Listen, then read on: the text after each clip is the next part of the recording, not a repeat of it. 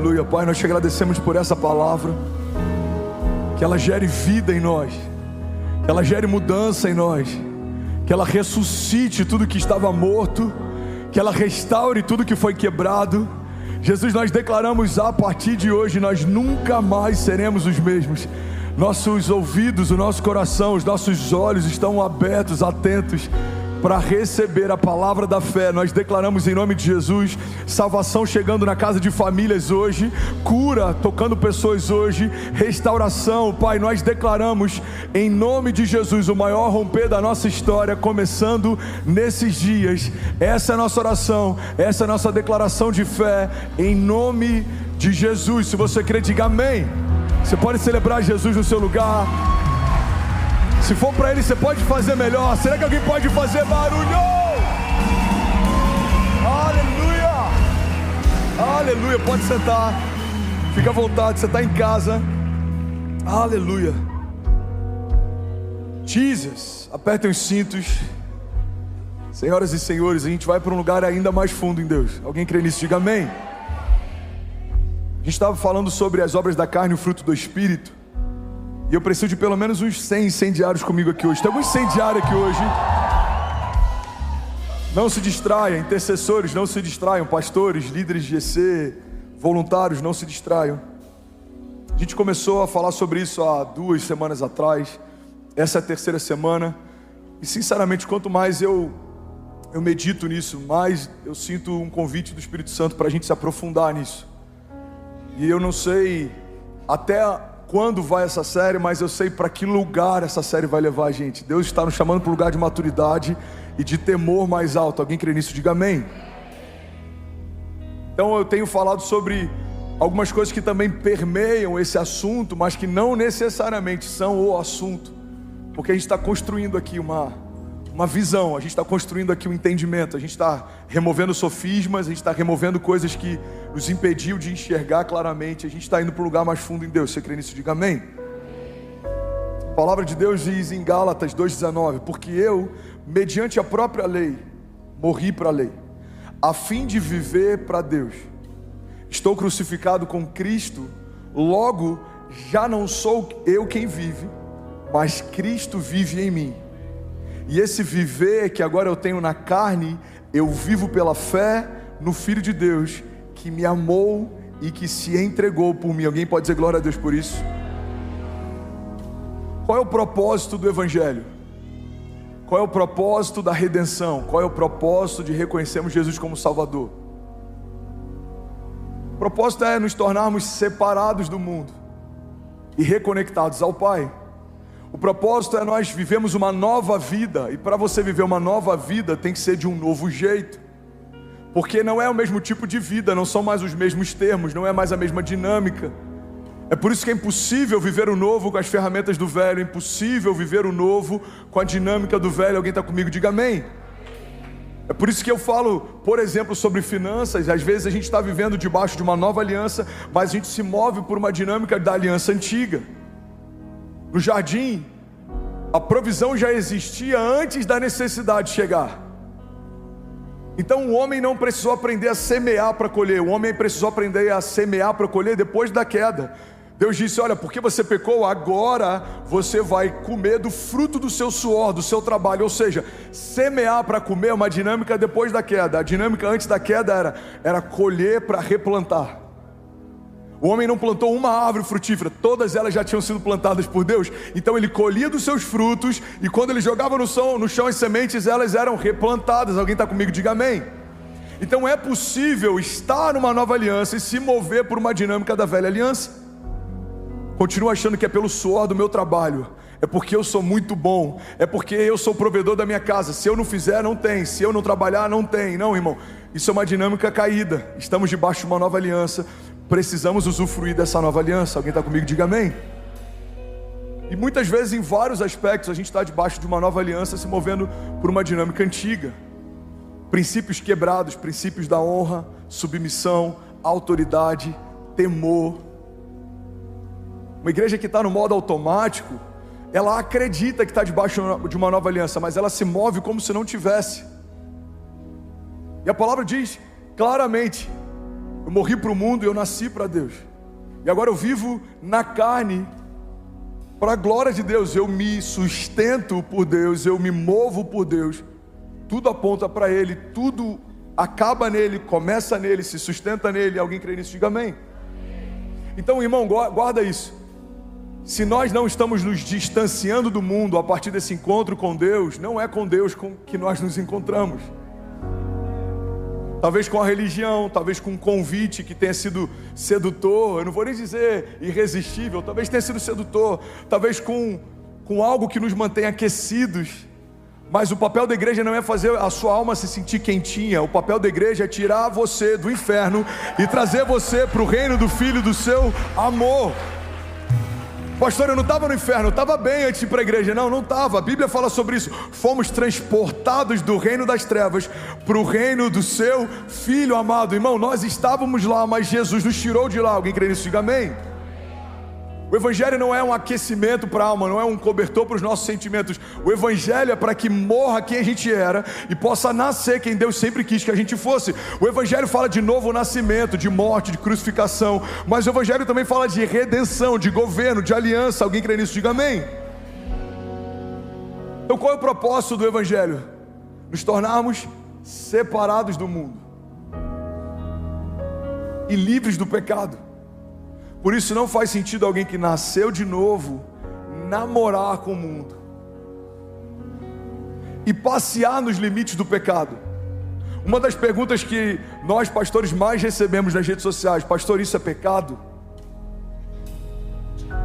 Tem uma citação do Francis Chan, eu não lembro qual que é o livro dele, mas ele diz que um dos problemas mais crônicos dessa geração é que a maior parte dessa geração quer saber sobre o que leva para o pecado e o que não leva, o que leva para o inferno e o que não leva, não porque quer estar com Jesus em amor, mas porque quer se livrar da imagem que venderam sobre o que é o inferno.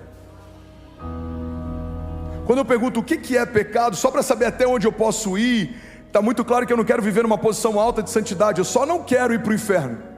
Esse lugar é muito medíocre diante daquilo que Deus tem para você. Deus nos chamou para governar com Ele nas regiões celestiais. Vivemos de glória em glória, vivemos de milagre em milagre. Não é para a gente só saber até onde não dá para ir, é para a gente saber aonde Ele quer que a gente esteja. Até onde dá para ir sem não. Deus, aonde você quer que eu esteja? Em que posição o teu sangue me colocou? Em que posição o teu filho me estabeleceu? Quem eu sou? O que eu carrego? Quem você é, o que você carrega. Por isso que a Bíblia diz que precisamos conhecer e prosseguir em conhecer a Deus. Um povo que não conhece ao Deus que serve pode não estar servindo ao Deus que acredita que serve, ou pode estar servindo do jeito errado. Por quê? Porque é uma premissa básica. Só dá para obedecer quem sabe o que o outro espera de si. Como eu posso cumprir o princípio da obediência se eu nem sei o que Deus espera de mim? Alguém está comigo? Diga amém. Então Paulo está dizendo, olha, eu não vivo mais para mim, não é mais para os meus desejos, não é mais para as minhas vontades.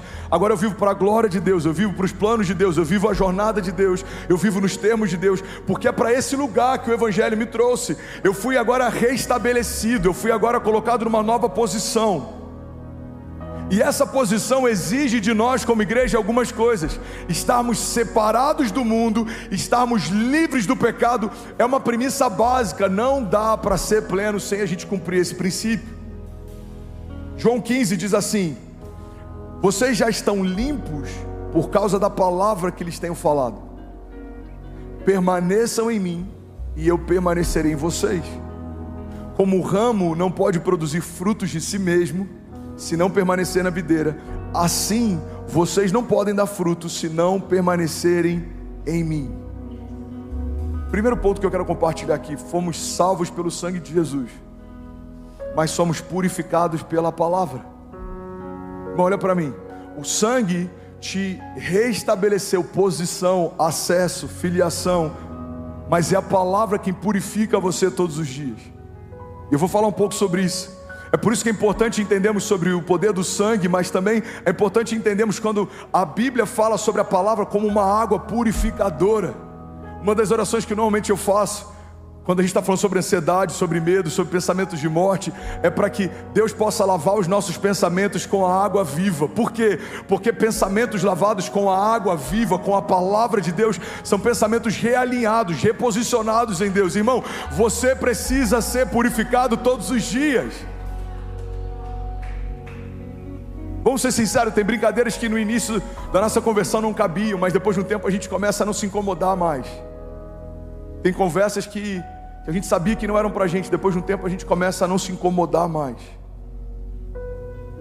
Tem falas que a gente já sentia, tinha uma impressão no nosso coração e no nosso espírito, não é pra mim esse tipo de fala, mas depois de um tempo a gente começa a não se incomodar mais. E é sobre isso que eu quero falar.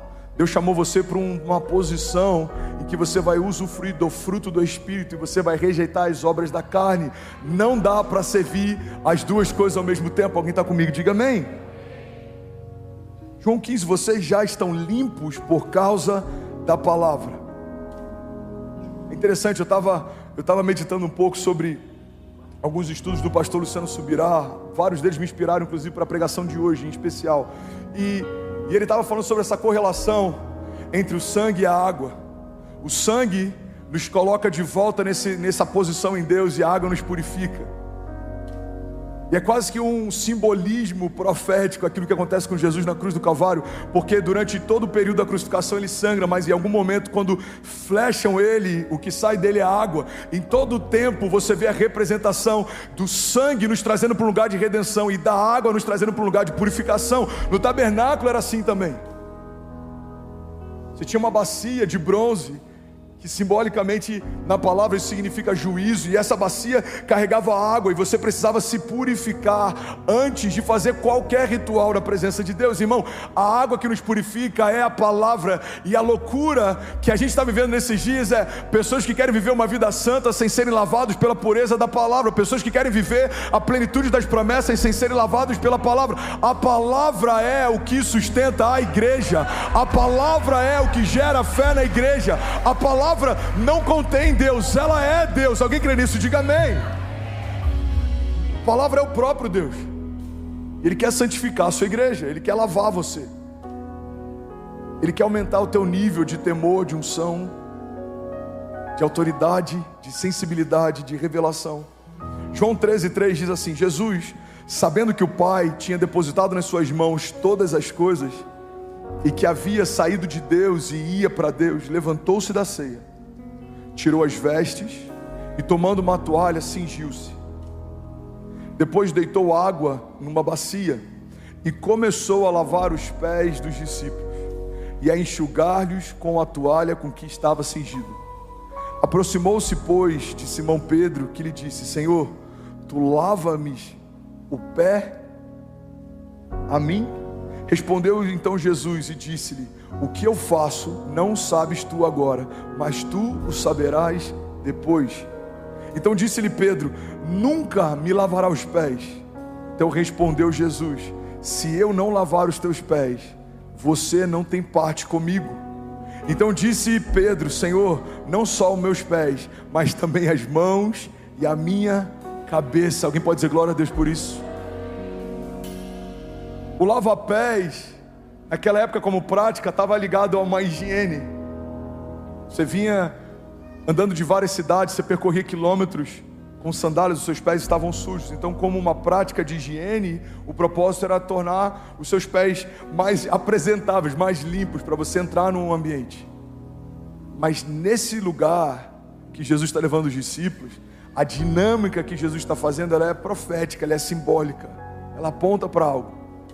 Ele não está simplesmente lavando os pés dos discípulos da poeira, mas ele está ensinando um princípio.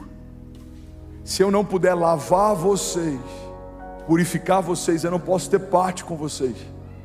Porque aquilo que é santo não se mistura com aquilo que não é.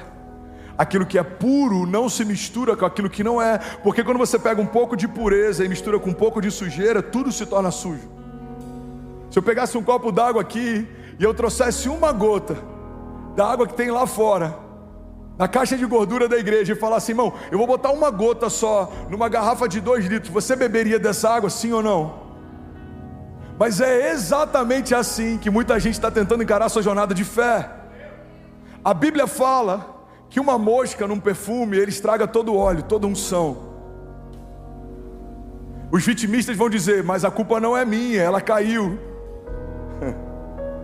Os negacionistas vão dizer, não tem nada de errado, é só uma mosca. Mas os maduros entendem que só entrou uma mosca num perfume caro porque alguém deixou ele descoberto.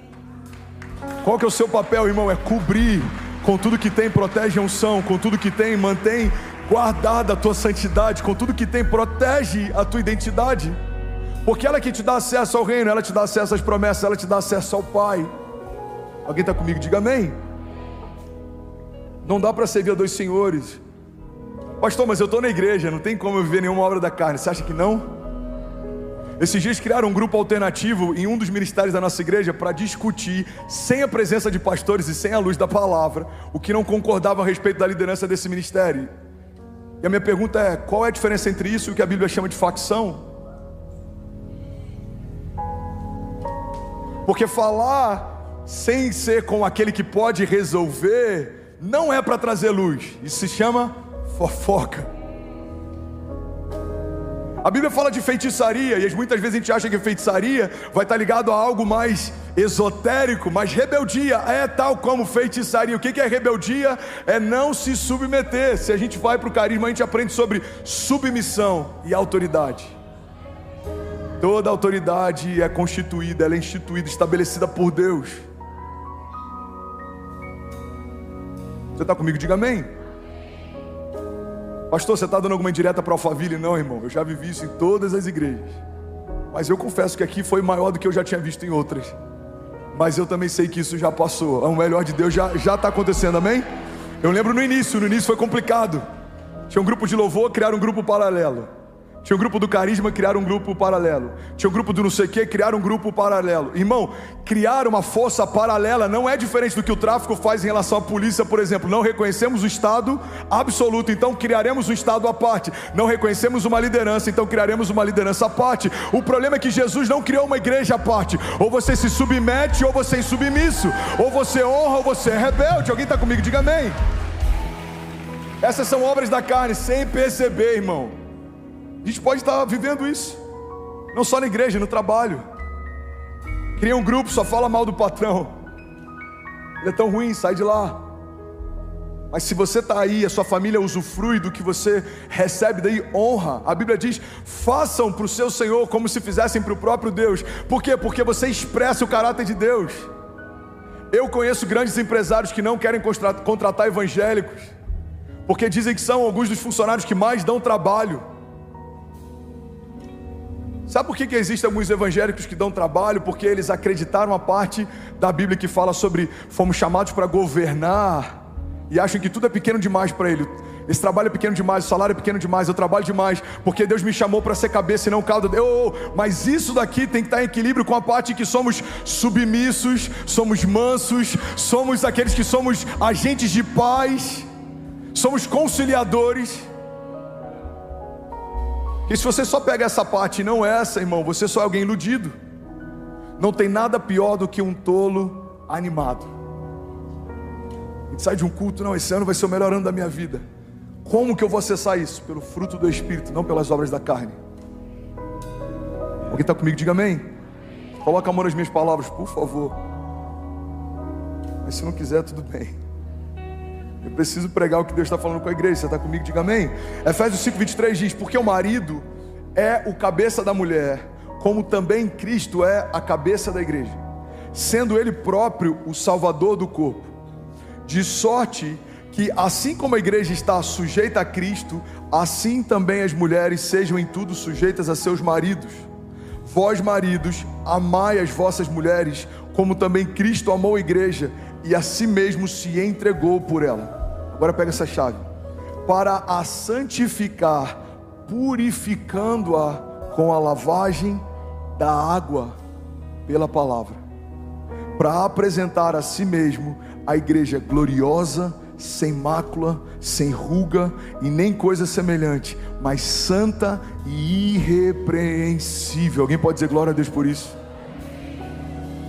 Aqui em Efésios tem uma direção clara para maridos e mulheres, para maridos e esposas, mas como ele faz uma referência do marido a Cristo e a mulher à igreja, aqui a gente tem uma direção prática também para a igreja. O que a palavra está dizendo? Que Jesus, ele salvou o corpo, a igreja, e ele tem um propósito, para a santificar. Irmão, você não foi salvo só para ser salvo, você foi salvo para ser santo. Eu vou falar isso mais uma vez e alguém vai pegar isso aqui. Você não foi salvo só para ser salvo, você foi salvo para ser santo. Jesus não morreu para você se tornar crente, Jesus morreu para você se tornar filho. É para esse lugar que ele quer te levar. Alguém crê nisso? Diga amém. Então ele está dizendo, olha, Jesus salvou a igreja com propósito. Qual que é o propósito, pastor? Para santificá-la. E como que ele vai santificá-la? Purificando-a com a lavagem da água pela palavra. Santifica a igreja é a palavra. Pastor, mas por que a igreja tem crescido tanto e a gente não tem visto o mesmo nível de santidade crescendo? Porque nem todo mundo está pregando a palavra, nem todo mundo está ouvindo a palavra. Tem pregações e sermões que parecem mais com uma palestra motivacional do que o evangelho. Aí tem gente que vai falar, André, mas sinceramente, eu já ouvi pregações suas. Você fala de um evangelho açucarado. Não, eu falo de coerência. Eu falo de um Deus de milagres, a gente tem que viver milagres. Eu falo de um Deus de promessa, a gente tem que viver promessa. Eu falo de um Deus de cuidado, a gente tem que viver cuidado. Essas coisas não mudam em nada a necessidade de santificação, de rendição, de temor. Alguém está comigo? Diga amém. O evangelho real não é um evangelho cítrico, estéril, crítico, ácido, não. É um evangelho de redenção, de paternidade, de filiação, de restauração, de renovo. Mas essas coisas não anulam o fato de que Deus ainda é Deus e o Senhor ainda é Senhor. Precisamos temer e tremer quando Ele fala. Qual que é o propósito da morte de Jesus? Santificar a sua igreja. Qual que é o caminho a partir disso? Nos tornarmos cada vez mais purificados, santos, irrepreensíveis e livres de qualquer acusação. 2 Coríntios 7:1 diz, portanto, meus amados, tendo tais promessas, purifiquemo-nos de toda a impureza, tanto na carne quanto no espírito, aperfeiçoando a nossa santidade no temor de Deus. Pastor, é possível aperfeiçoar a santidade? Não só é possível, como é necessário. Cada dia mais santos, cada dia mais puros, cada dia mais cheios de Deus, cada dia mais cheios da vida de Deus. Alguém está comigo? Diga amém. Tiago 1:21 diz, portanto, deixando toda a impureza e acúmulo de maldade, acolham com mansidão a palavra implantada em vocês, a qual é poderosa para salvá-los. Alguém pode dizer glória a Deus por isso?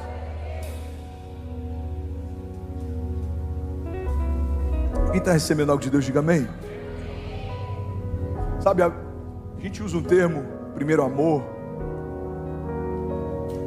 E por mais que a gente, e eu já falei várias vezes sobre isso, por mais que a gente acredite que a nossa jornada com Jesus faz com que o nosso amor de hoje seja maior do que já foi um dia, a Bíblia trata com muito cuidado essa questão do primeiro amor. Ela fala de um primeiro amor como sendo algo genuíno, algo puro, algo imaculado, algo que ainda não foi alterado, algo que não foi diluído. E nas cartas para as igrejas de Apocalipse, tem uma especial que eu quero chamar a atenção. Apocalipse 2:4 diz assim, eu tenho porém contra ti, que abandonaste o teu primeiro amor. Lembra-te, pois, de onde caíste, arrepende-te e volta às práticas das tuas primeiras obras. Senão, venho a ti e moverei do seu lugar o teu candeeiro, caso não te arrependas. A palavra está tratando bem claro que sair desse lugar do primeiro amor é uma queda, é chamado de pecado, precisa de arrependimento. O que é sair desse lugar do primeiro amor, irmão? É sem perceber, a gente continuar se dedicando ao que se dedicava, mas perdendo a paixão do porquê a gente faz o que fazia. A gente perde o primeiro amor quando a gente entra no modo automático. Eu não venho para servir mais porque eu amo a Deus, eu venho para servir porque alguém me botou na escala. Eu não oferto mais porque eu lembro do cativeiro que Deus me tirou, e eu tenho prazer de saber que tudo que os meus celeiros carregam é porque o Senhor me deu colheita todos os meses. Tudo que eu entrego, na verdade Ele me deu primeiro. Tudo que eu derramo, na verdade Ele semeou sobre mim primeiro. Ele é aquele que dá a semente, é o que semeia. Não. Eu só pago porque vai ficar chato se o irmão do lado ver que eu não botei nada no envelope, ou vai ficar chato se o pastor der a palavra e eu nunca semear alguma coisa. Irmão, perder o primeiro amor é algo tão sutil, que se a gente não for purificado pela água da palavra, se a gente não for todos os dias levado para esse lugar de mais profundidade, a gente sem perceber se torna um crente funcional. Você funciona, mas Deus não te chamou para funcionar, Deus te chamou para fluir. Deus não te chamou para fazer o que você tem que fazer, Deus te chamou para você fluir de uma forma que você nem percebe o que faz. Eu adoro porque eu amo esse lugar de adoração, eu sirvo porque eu amo servir, eu faço parte porque eu amo estar naquilo que Jesus está fazendo. Irmão, não é um peso, não é um fardo, é um prazer, é um deleite, é uma graça, é um favor. Alguém está comigo? Diga amém. Quanto mais espiritual nos tornamos, mais leves se tornam as coisas espirituais. Quanto mais distante desse lugar nós estamos, mais pesados se tornam as coisas espirituais. O pastor Márcio sempre diz que o que pesa é o pecado, filho. O que cansa é o pecado. Quando tem um pastor que está reclamando demais do ministério, sempre reclamando, ele fala: pode ver, tem alguma raiz de pecado. O que pesa é o pecado, filho. Porque o ministério, ele é renovador, a jornada é renovadora, o Senhor é renovador, a santidade é renovadora, a palavra é renovadora. Tudo que está quebrado Ele restaura, tudo que está partido Ele reconecta, tudo que está perdido Ele coloca de volta no lugar, tudo que está confuso Ele traz clareza, tudo que está cativo Ele liberta. Alguém crê nisso? Diga amém. Eu quero compartilhar sobre isso que eu ouvi do pastor Luciano e me edificou tanto, sobre 4 coisas que nos roubam o primeiro amor. A primeira coisa que nos rouba o primeiro amor é o convívio com o pecado. Fala comigo: o convívio com o pecado me rouba o primeiro amor. Mateus 24:12 diz: e por se multiplicar a iniquidade, o amor de muitos se esfriará. Irmão, pega isso, olha para mim, guarda com carinho essa palavra. A Bíblia diz que por se multiplicar a iniquidade, o amor de muitos se esfriará, mas não é necessariamente pelo pecado que eu cometo, mas também pelo pecado que me cerca. Porque se eu abaixo a guarda, aquilo que antes me constrangia começa a não me constranger mais, aquilo que antes me escandalizava começa a não escandalizar mais. E qual que é o problema disso? O problema é que, sem perceber, a gente pode se acostumar com o pecado à nossa volta. Você lembra da história de Davi? A Bíblia diz que o exército estava amedrontado. Davi então chega para levar comida aos seus irmãos. Quando ele chega lá, eu imagino a surpresa de Davi. Ele olha e ele vê um exército forte, poderoso, aliançado com Deus. E ele vê um homem afrontando esse exército. E eu acredito, irmão, isso é um pensamento meu, que uma das coisas que causou tanta surpresa em Davi é que ele era um agente novo num cenário. Aqueles homens já haviam se acostumado com o grito do gigante. A Bíblia diz que ele gritava, ele ficava afrontando. Então quando Davi chega, eu imagino a surpresa dele de dizer: como assim, esse cara está gritando há tanto tempo e ninguém vai fazer nada? Você sabe uma coisa que muitas vezes acaba sabotando a gente? Guarda isso, irmão, é esse consciente coletivo. Você sabia que existe um fenômeno no mercado, por exemplo, financeiro, que é o FOB, que é Fear of alguma coisa? Vou lembrar agora. Alguém sabe qual que é a tradução? Isso, listen out, thank you. Que é o medo de ficar de fora. O que é o FOB? O que é esse fenômeno? Todo mundo está comprando, sei lá, Bitcoin, está ganhando dinheiro. Aí seu amigo fala: cara, eu comprei, já dobrou. Cara, eu comprei, ganhei 30%. Aí você fala: meu Deus, eu não posso ficar de fora. E você vai lá, compra, e aí tem uma queda de mercado e você perde tudo. Por quê?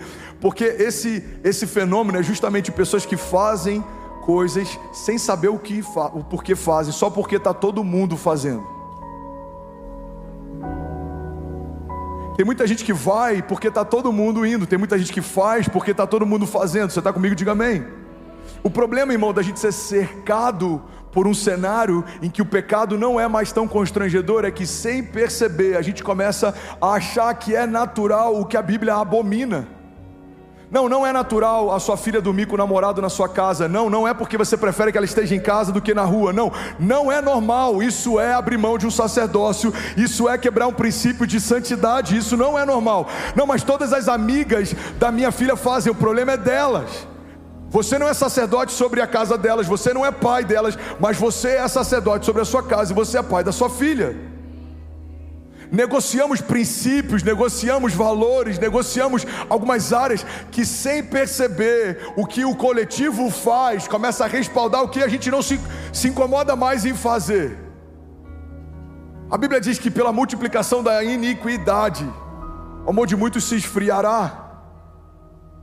Igreja, olha para mim, o que esfria o nosso amor não são as lutas, é o pecado. Por que você esfriou? Cara, muita luta. Não. Isso é a desculpa que você usa para justificar a falta de busca. Por quê? Porque Davi lutou contra gigantes e se tornou maior. Depois ele lutou contra a perseguição de Saul, se tornou ainda maior. Depois ele lutou contra exércitos, se tornou ainda maior. A gente olha a história de Daniel, recebeu autoridade e sabedoria na Babilônia, se tornou maior, foi para um lugar de perseguição mais alto, Deus colocou ele num lugar ainda mais alto. A gente olha para a história de José, irmão, nenhum herói da fé que enfrentou desafios com Deus, ou por causa de Deus, desanimou ou esfriou. Pelo contrário, cada dia amavam mais o Senhor. O que faz a gente esfriar é a normatização do pecado. A iniquidade é a normatização do pecado. Me escandalizava, não incomoda mais. Alguém está comigo? Diga amém. Primeira coisa que me rouba o primeiro amor, o convívio com o pecado. Segunda coisa que pode roubar da gente o primeiro amor, a falta de profundidade. Fala comigo, falta de profundidade pode me roubar o primeiro amor. A parábola do semeador em Lucas 8,13 diz assim: a que caiu sobre a pedra, a semente que caiu sobre a pedra, são os que, ouvindo a palavra, a recebem com alegria. Estes não têm raiz, creem apenas por algum tempo e na hora da provação se desviam. Qual é o problema da gente receber a palavra, mas não permitir que ela se aprofunde? No meio da crise a gente se desvia. Bom, olha para mim, alguém está feliz aqui ainda? Vocês estão tão sérios. Vocês estão tão sérios. Alguém está recebendo algo de Deus? Eu já vi umas 3 pessoas levantando, pegando a bolsa e saindo. Eu estou assim, gente, eu esperava que a gente pregasse sobre o que hoje aqui? Guarda isso. A falta de profundidade nos coloca num lugar perigoso. Recebemos uma boa palavra, mas não conseguimos suportá-la. Recebemos uma boa palavra, mas não conseguimos abraçá-la. Ela se perde, ela se esvai, ela se dilui. Quem são os que não têm profundidade? São aqueles que são apaixonados pelo primeiro toque, mas não buscam uma jornada. São aqueles que são apaixonados por um encontro, mas não buscam a jornada. Irmão, olha para mim, o que Deus tem para nós não são encontros pontuais durante o nosso culto, não é uma emoção que vai levar a gente para um lugar mais alto, não. É uma jornada consciente, é uma fé racional, é um sacrifício vivo. Já falei sobre isso algumas semanas atrás. Uma fé sensorial, eu boto entre aspas, é uma fé pautada em sentimentos. Se eu sinto arrepio, uau, Deus está demais aqui hoje, cara. Se eu sinto um frio na barriga, meu Deus, alguém profetizou algo, eu sinto que é de Deus. Por quê? Porque parece com aquilo que eu queria que Deus falasse, isso é de Deus. Tem muita gente se apegando a palavras proféticas que Deus nunca profetizou. Tem muita gente achando que é Deus se movendo, quando na verdade é só o ar-condicionado que está gelado demais. Talvez esse arrepio seja só a sua epiderme dizendo alguma coisa, mas Deus não nos chamou para nos guiarmos pela nossa epiderme. Deus nos chamou para nos guiarmos pelo Espírito. E a Bíblia diz que o Espírito de Deus testifica ao nosso espírito a respeito das coisas de Deus. É a partir de uma firme convicção, não é sobre sentimento. Nós não nos movemos mais pelo que vemos, mas por aquilo que cremos. Alguém está comigo? Diga amém. Então fala comigo, a falta de profundidade pode me roubar o primeiro amor. Terceiro princípio, terceiro gigante problema que pode nos roubar o primeiro amor é a falta de tratamento. Fala comigo, a falta de tratamento pode me roubar o primeiro amor. Lucas 8:7 diz: outra semente caiu no meio dos espinhos, e estes, ao crescerem com ela, a sufocaram. Irmão, quais são os espinhos? Lucas 8:14: aqui caiu entre espinhos são os que ouviram e no decorrer dos dias foram sufocados com os cuidados, as riquezas e os deleites da vida. Os seus frutos não chegam a amadurecer. O que são os espinhos? E o que são as sementes lançadas entre os espinhos? São aqueles que receberam a palavra, mas não aceitam a ideia do tratamento, do processo, dos desafios. Preferem o conforto do que o propósito. Então, se o evangelho começa a me levar para um lugar de desconforto, eu não sei se é bem aqui que eu quero ficar, eu não sei se é nessa igreja que eu quero estar, eu não sei se é essa palavra que eu quero ouvir. O conforto normalmente rouba da gente o propósito, e é por isso que sempre que a gente está numa zona de conforto, Deus nos empurra para uma zona de propósito. O conforto, ele vai pontuar a nossa história. A gente vai viver com conforto, mas a gente não vai viver o conforto. Todas as vezes que eu estava num lugar plenamente confortável, Deus me tirou e me colocou no meio de um desafio. Por quê? Porque se eu estiver confortável demais, eu posso baixar a guarda e desejar não mais viver pelo propósito. Irmão, quando Davi estava confortável demais, algo aconteceu. A Bíblia diz que era primavera, tempo em que os reis iam para a guerra. Davi decidiu permanecer no palácio. Tem problema estar no palácio? Não, o problema é se é tempo de guerra. Em tempos de guerra, os reis vão para a guerra. Quando está off-season, quando não está em tempos de guerra, aí você usufrui do conforto. Lembra de Jesus? Jesus dormia numa tempestade, os discípulos estavam desesperados, achando que iam morrer. Mas ele sabia que eles chegariam ao outro lado. Jesus já tinha declarado: chegaremos, vamos até o outro lado. Ele já tinha definido um destino. Ele dormiu porque o destino já estava traçado. Os discípulos estavam desesperados. Mas tempos depois, quando Jesus está próximo do seu sacrifício, da sua crucificação, ele chama os discípulos e fala: orem comigo, eu estou sentindo uma angústia mortal. E os discípulos dormem. Mais uma vez ele volta e ele clama para que os discípulos possam orar com ele. Os discípulos dormem. Irmão, o que a gente aprende com a história de Jesus é que a gente precisa entender os momentos da gente descansar e os momentos da gente se posicionar. E isso não tem a ver com os cenários. Se o cenário é de tempestade, mas Jesus diz: filho, pode dormir, eu estou com você, pode dormir, pode descansar. Pastor, mas é contra-intuitivo, não faz sentido. Mas não faz sentido mesmo. Agora, se Jesus fala: filho, se posicione, é tempo de orar, não se distraia. A gente tem que se posicionar e orar, não pode se distrair. Então a falta de tratamento, a falta de processo rouba de muita gente o primeiro amor. Por quê?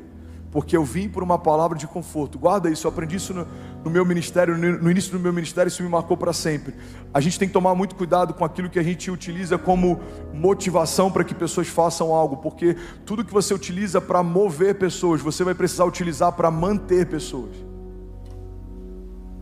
Se pessoas vêm, é por isso que eu nunca faço uma proposta, por exemplo, para ninguém que está no meu time.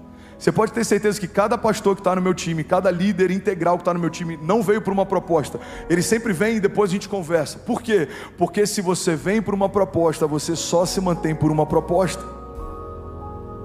Cara, eu estou indo lá para ficar com o André em Alfa. Por quê? O salário é bom. Quando a próxima igreja te oferecer um salário melhor, você deixa a gente. Cara, os benefícios são incríveis. A gente ainda não tem, vai ter. Nossos pastores ainda não têm plano de saúde, vão ter. Amém? O nosso staff está aqui porque ama, irmão. A maior parte deles ganha muito menos do que ganharia no mercado. Muito menos. Seu pastor ganha de salário mensal o que ganharia com uma palestra no secular. E olha que a gente já fechou algumas. Um dia paga um mês, mas por quê? Porque eu não estou aqui pelo benefício, eu estou aqui pelo propósito. Guarda isso, irmão. Se você chama alguém pela proposta, você só mantém pela...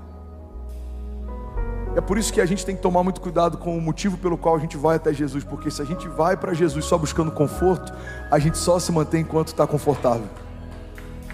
Qual que é o problema da gente ir para Jesus? Se for para Ele, você pode celebrar.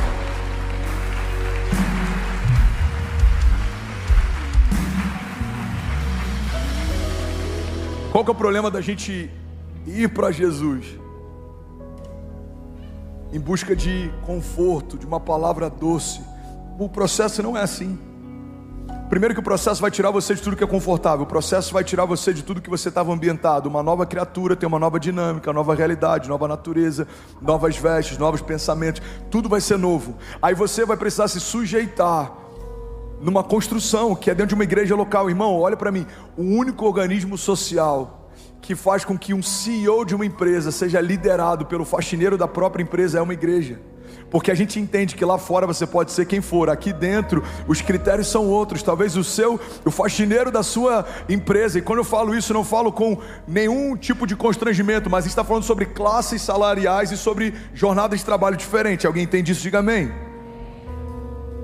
Talvez ele vai chegar e ele é um homem de Deus, ele já é ativado no profético, ele tem maturidade na fé, ele é líder de GC, ele está na jornada há anos. Aí você chega, você é um CEO de uma multinacional, você é o topo da cadeia de liderança da sua empresa. Aí você tem um chamado em Deus, você começa a se desenvolver, você entende que você tem um chamado de intercessão. Quem vai te liderar? O cara que você lidera. Por quê?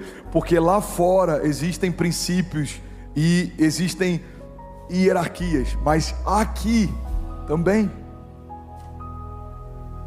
Eu já vi donos de grandes empresas servindo no parking, porque eles entenderam que não tem a ver com quem você é lá fora. Dentro da igreja tem a ver com quem você é no reino. É uma construção. Você está comigo? Diga amém. Então se eu venho por uma palavra de Deus vai te dar chaves, chave da casa própria, chave do carro. Primeiro momento de crise financeira eu abro mão desse Deus. Por quê? Porque eu vim por um motivo, mas esse motivo não me manteve. Não, irmão, nós não viemos por aquilo que Ele pode nos dar. Nós estamos correndo na direção de Jesus por quem Ele é. Ele é maravilhoso, Ele é bondoso, Ele é glorioso. Ele enche de favor aqueles que o perseguem. Ele é Pai. E porque Ele é Pai, Ele nos favorece em tudo. Ele nos abençoa em todo o tempo. Ele nos dá acesso à herança. Alguém está comigo? Diga amém. Eu preciso finalizar. O quarto motivo pelo qual o primeiro amor se esfria são as distrações. Fala comigo, distrações. Eu quero usar um texto aqui que fala a respeito de uma dinâmica que ela acontece até os dias de hoje. Eu vi muito isso na América. Eu tenho visto um pouco disso também em Alphaville. Esse é um texto que fala a respeito de uma antiga aliança, mas fala a respeito de uma mesma dinâmica pelo qual o inferno trabalha. Êxodo 5:5 diz assim: disse também Faraó: o povo da terra já é muito, e vós o distraís das suas tarefas. Naquele mesmo dia, pois, deu ordem Faraó aos superintendentes do povo e aos seus capatazes, dizendo: daqui em diante não torneis a dar palha ao povo para fazer tijolos como antes. Eles mesmos que vão e ajuntem para si a palha, e exigirei deles a mesma conta de tijolos que antes faziam. Nada diminuireis dela. Estão ociosos e por isso clamam: vamos e sacrifiquemos ao nosso Deus. Agrave-se então o serviço sobre esses homens, para que neles se apliquem e não deem ouvidos a palavras mentirosas. Alguém está comigo? Diga amém. Esse texto está na NVI aqui na tela? Confirma para mim, mídia, tá? Vamos ler junto então, por favor. Êxodo 5, versículo 5. Disse também Faraó: o povo da terra já é muito, e vós os distraís das suas tarefas. Naquele mesmo dia, pois, deu ordem Faraó aos superintendentes do povo e aos seus capatazes, dizendo: daqui em diante não torneis a dar palha ao povo para fazer tijolos como antes. Eles mesmos que vão e ajuntem para si toda a palha. Pode seguir. E exigireis deles a mesma conta de tijolos que antes faziam. Nada diminuireis dela. Então estão ociosos e por isso clamam: vamos e sacrifiquemos ao nosso Deus. Agrave-se o serviço sobre esses homens, para que nele se apliquem e não deem ouvidos a palavras mentirosas. Irmão, pega isso aqui. Desde Faraó existe uma dinâmica do inferno para distrair o povo de Deus. Se eles estão com muito tempo para adorar, dá mais trabalho para eles. Se eles estão com muito tempo para cultuar, dá mais trabalho para eles. Se eles estão com muito tempo para servir, dá mais trabalho para eles. A fala de Faraó precisa ser entendida nos dias de hoje, porque a tipificação de Faraó é justamente a tipificação de Satanás. Na história bíblica, a simbologia de Faraó é justamente a simbologia de Satanás. O cativeiro no Egito é justamente o cativeiro no inferno, e a libertação do povo fala justamente sobre a libertação que nós vivemos a partir de Jesus. Você está comigo? Diga amém. Então guarda isso, a dinâmica que acontece desde que o povo era cativo, antes de Jesus e ainda na antiga aliança, é quando o povo está livre demais para cultuar e buscar a Deus, vamos dar mais trabalho para eles. A diferença é que enquanto éramos escravos, alguém mandava que a gente trabalhasse mais, e isso fazia com que a gente cultuasse menos. Mas agora que somos livres, muitas oportunidades de ganhar dinheiro têm feito a gente trabalhar mais e cultuar menos. Uma das coisas que eu mais vi na América são homens que foram para a América tentando dar uma vida melhor para sua família e perderam a sua família porque passaram a amar o dinheiro. Uma das coisas mais perigosas na América, eu fiquei lá por quase 5 anos, pastorei por 4 anos e meio lá, é que a América ensina a gente uma dinâmica: time is money, tempo é dinheiro. E quando você entende que tempo é dinheiro, você começa a precificar cada hora do seu dia. E quando você começa a entender que cada hora do seu dia vale algo, você começa a fazer conta quando você pensa em abrir mão de 2 horas para cultuar a Deus. Quantas vezes eu vi pessoas falando: pastor, não tem como eu servir essa semana porque, cara, eu estou fritando, tá surgindo muita oportunidade, eu estou trabalhando. O cara aprendeu que a hora dele vale $100, $50, $200. Então ele pensa: se eu ficar 2 horas cultuando, eu abri mão de $300, $400. Irmão, quando o tempo se torna o nosso Deus, quando o dinheiro se torna a nossa motivação, a gente já se perdeu e nem sabe.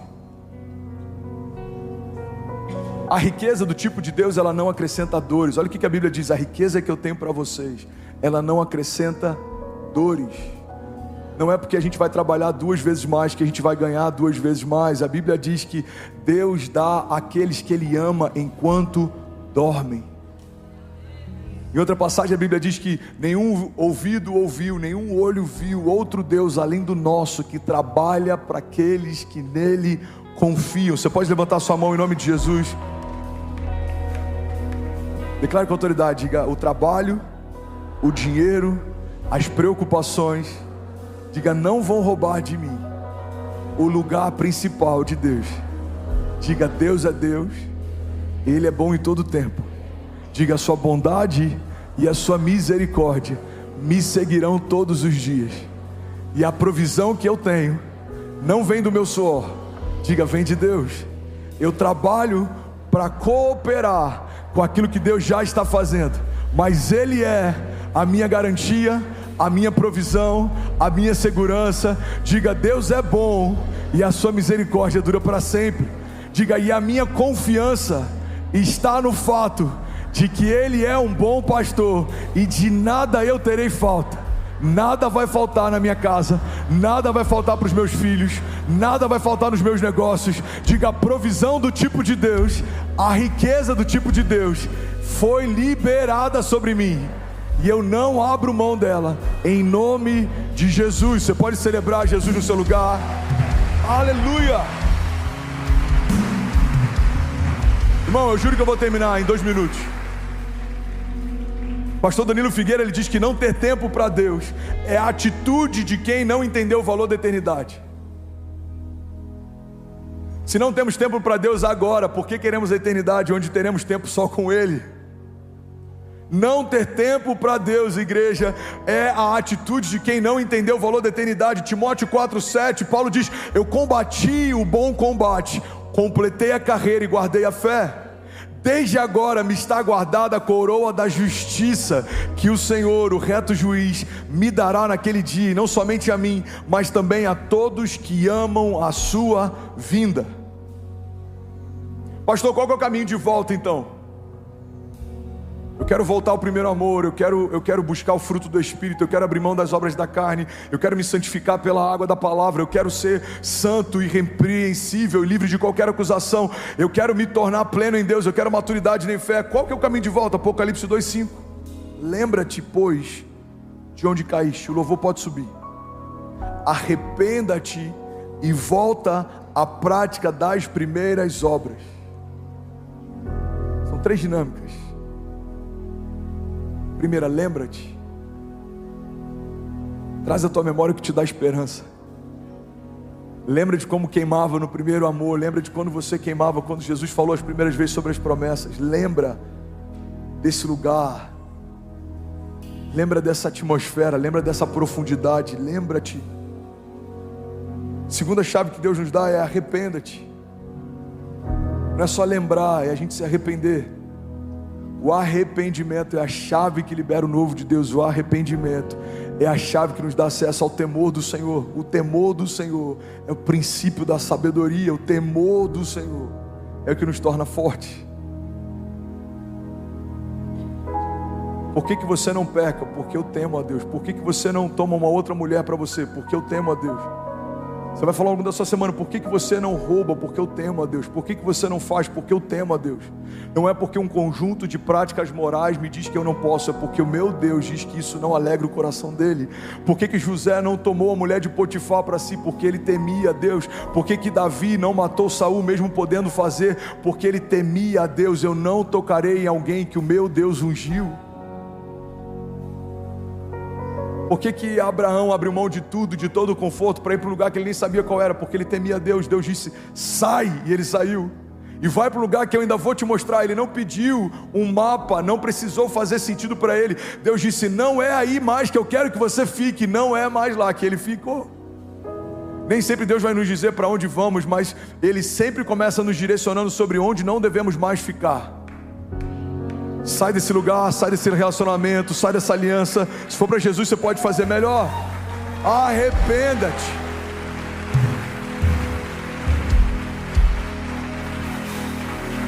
E a terceira prática, volta à prática das primeiras obras. Você quer viver o que você vivia?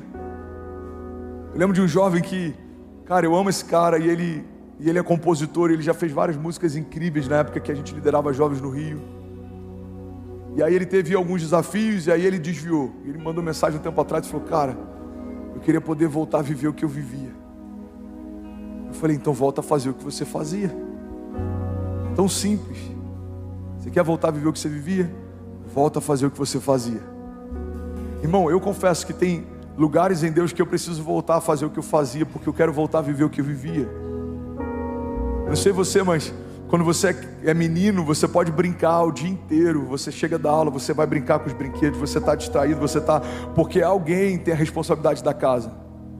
Mas quando a gente se torna homem, agora a gente tem crianças que dependem da gente, a gente começa a ter muitas responsabilidades. E uma das coisas que eu percebo no pastoreio é que quando a gente começa a liderar uma casa sem perceber, a gente começa a ficar sério com coisas que antes a gente era infantil, e isso não pode ser negociado. Qual que é o meu desafio como pastor hoje? É que a gente vai ficando com a casca tão grossa que a gente não pode se tornar insensível. A gente precisa sempre revisitar esse lugar de temor e de tremor e de dependência. Voltar a viver o que vivia, voltar a fazer o que fazia. Talvez a palavra de hoje seja não só para novos começos, mas seja para alguém que já está na jornada e por algum motivo, em alguma área da sua jornada, você se esfriou, você diminuiu a régua, você diminuiu a busca, a intensidade. Irmão, olha para mim. A régua de Deus, ela é alta e ela não negocia para a gente caber. Olha o que Jesus faz. Ele sempre se coloca no lugar que a gente está, mas depois Ele sempre nos convida a estar no lugar em que Ele está. A gente vê aquela história de uma mulher que vai ser apedrejada. A Bíblia diz que Jesus, então, ele se abaixa e com o dedo ele começa a escrever na areia, algo que ninguém sabe até hoje que ele escreveu. E aí ele fala, se alguém não tem pecado, atire a primeira pedra. E aí cada um dos perseguidores daquela mulher começa a ir embora, e depois ele vira para ela e fala, onde estão os seus acusadores? Todos eles se foram, Senhor. Então eles levantam. Ele diz, agora vai e não peques mais. É o mesmo Jesus que, quando a Bíblia diz que Pedro afunda, ao olhar para as tempestades e parar de olhar para quem chamou ele para viver o sobrenatural, a Bíblia diz que Pedro começa a olhar para o vento, ele começa a olhar para as ondas, ele começa a olhar para a tempestade, ele afunda. Então a Bíblia diz que imediatamente, fala comigo, imediatamente, Jesus estende as suas mãos e traz Pedro de volta para o lugar onde ele estava. Então guarda isso, irmão. Jesus não tem problema em se abaixar para nos encontrar no lugar que a gente está, mas Ele não vai viver lá embaixo, porque você não quer subir. Então Ele vai até onde a gente está, mas Ele quer trazer a gente para onde Ele está. É por isso que a igreja é um organismo vivo, que ela está de braços abertos para receber todo mundo. Mas guarda isso, o fato de recebemos a todos não significa que a gente aprova tudo. Pode todos, mas não pode tudo. Não, mas Deus me ama como eu sou. Não. Deus ama quem você realmente é. E o que você está fazendo não é quem você realmente é. Tem gente agora querendo utilizar essa desculpa, inclusive para opções e desejos sexuais, por exemplo. Não, se Deus me ama, Ele entende quem eu sou. Pois é, filho, Ele entende quem você é, e você não é isso. Porque só quem te viu completo quando te fez, sabe o que está faltando quando você está em cactos. A gente usa essa ideia de que Deus aceita como se Ele aceitasse tudo. Não. Os céus não diminuíram o nível de santidade para a gente caber sem esforço. Os céus mantiveram o nível de santidade, mas criaram um caminho de acesso para quem quiser viver nessa altura. Então fomos reconciliados com Deus através do sacrifício físico de Jesus. Ele construiu um caminho, Ele te deu acesso, mas não vai chegar ao reino aqueles que não nasceram do Espírito. Aquele encontro entre Jesus e Nicodemos, como que eu posso ter acesso? Ele fala, você tem que nascer de novo. Mas como é possível? Eu vou voltar para o ventre da minha mãe. Olha, você é mestre de Israel, sabe sobre tantas coisas, não sabe sobre o básico. Se vocês não entendem sobre as coisas naturais, como eu vou revelar para vocês as coisas espirituais? E ele fala que quem não nasceu de novo não pode ver o reino, e quem não nasceu de novo não pode acessar o reino. O que Jesus está deixando claro é, o reino é para todos, mas a gente não vai escancarar as portas para qualquer um entrar. O caminho é um. Eu sou o caminho, a verdade e a vida, e ninguém vai ao Pai se não for através de mim. Você está comigo? Diga amém. Gálatas 5,16. Eu finalizo aqui. Vivam pelo Espírito, e de modo nenhum satisfarão os desejos da carne. Irmão, guarda isso. Igreja, nós fomos chamados por Deus para vivermos em lugares altos. Não dá para a gente ter as mesmas picuinhas que a gente tinha antes de se converter. Não dá para a gente ter os mesmos defeitos que a gente tinha antes de se converter. Não dá para a gente ter as mesmas guerrinhas e lutinhas internas que a gente tinha antes de se converter. Porque se Cristo nos libertou verdadeiramente, nós somos livres. Se você caminha com Jesus e ainda não conseguiu liberar perdão para alguém, perdoa, irmão, isso não faz parte do caráter de Jesus. Deixa Ele se revelar e ampliar a ação dele em você. Se você caminha com Jesus e não consegue ser generoso, irmão, se abra para a generosidade, porque isso expressa o caráter de Deus. Se você caminha com Jesus e não consegue crer em milagre, se abra para a revelação de um Deus de milagres. Deus não vai se diminuir para caber na nossa teologia. Ele quer nos expandir para que a gente caminhe à altura de quem Ele é e de quem nós somos. Você é filho de Deus, você é justificado por Deus. Levanta suas mãos, fica